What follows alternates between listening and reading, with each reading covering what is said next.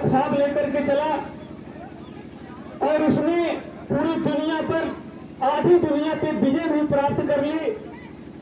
लेकिन भारत पहुंचते पहुंचते धीरे धीरे धीरे धीरे वो बूढ़ा होता गया और एक समय ऐसा आया कि जब वो बहुत बीमार हो गया और बीमार होने के बाद उसके तमाम, उसने चिकित्सकों को दिखाया तो तमाम उस समय के चिकित्सकों ने उसको कहा कि अब आप बचने वाले नहीं हैं। तो सिकंदर ने कहा कि मुझे केवल कुछ समय और चाहिए जीवन का कि मैं अपनी मां से मिल सकूं, इसलिए कोई भी ऐसी दवा ला करके मुझे दीजिए जिससे मैं कम से कम 1 महीने के लिए बच जाऊं। तो तमाम जो चिकित्सक उस समय थे उन्होंने जवाब दे दिया, उन्होंने कहा कि आप बस 2 से 4 दिन आपके पास और समय बचा हुआ है, अब आप इससे ज्यादा जी नहीं सकते।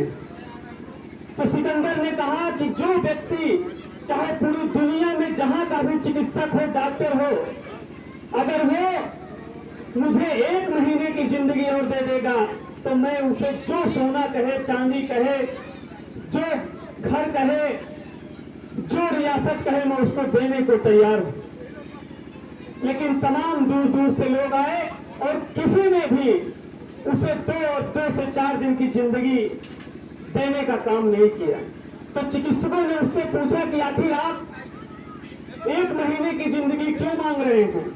तो उसने कहा कि मैं अपनी मां से मिलना चाहता हूं और मेरी मां यहां से बहुत दूर है और उससे मिलने जाने के लिए मुझे महीनों लग जाएंगे।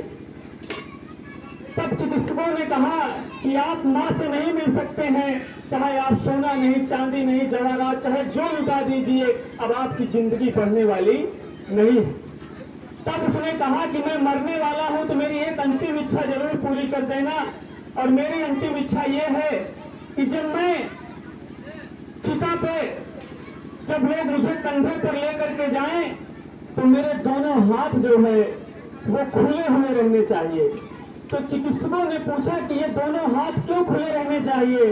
तब उसने कहा कि दोनों हाथ इसलिए खुले रहने चाहिए कि लोग जब देखें तो लोग कहें कि सिकंदर जैसा व्यक्ति जिसने आधी दुनिया को जीत लिया, वो भी जब मरा तो वो खाली हाथ गया। इसका अर्थ है कि इस दुनिया में चाहे जो भी आया है, चाहे राजा हो, चाहे रंक हो, चाहे जो भी रहा हो, आखिर उसको इस दुनिया को छोड़ करके ही जाना है। इसलिए भगवान बुद्ध ने कहा कि मृत्यु ही सत्य है और इसको कोई टाल नहीं सकता है।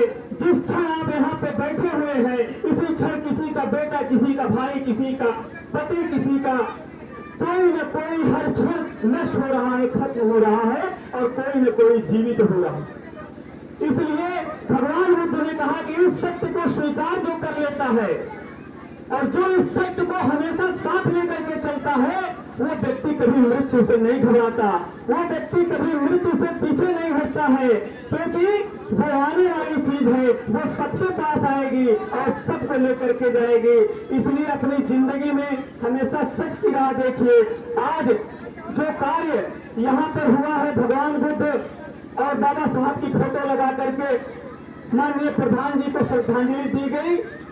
अगर उनको आप सच्ची श्रद्धांजलि देना चाहते हैं तो उनके विचारों को जिंदा रखिए, उनके सपनों को पूरा करिए, यही उनकी सच्ची श्रद्धांजलि होगी।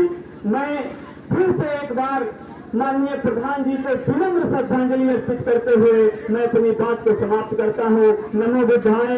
जय भीम, जय भारत।